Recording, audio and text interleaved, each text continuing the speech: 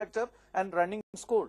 So this is a proven thing that the complementary capacities are there in the private and public sector, and if they come together, we can really go for developments in the sector of education. Coming to PPP in technology development again, the private sector has got a lot of capacity in production of ICT content. They have good animators, good computer wings, good technicians, good experts, and all this. They have a lot of strength. At the same time, the public sector has got its own strength also.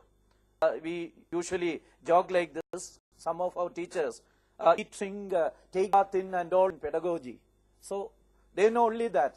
Every other word would be pedagogy or constructivism or whatever it is. So we have a storehouse of people, we have a storehouse of teachers who are too good in pedagogical things, and they have, or the private sector has got a lot of strength in technical aspects and also in marketing and such other areas. Therefore, if the two come together, I am sure that there will be real hybrid vigor.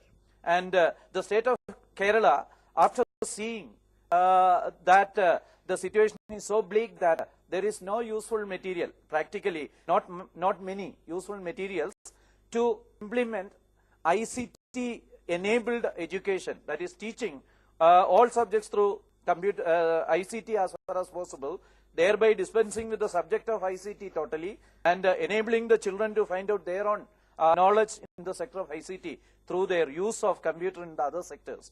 So we don't find much in that, and we have already embarked on a program by which we are inviting the private sector to associate with us and develop jointly the materials required for ICT enabled education.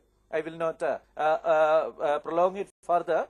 And the next era is going to be content development.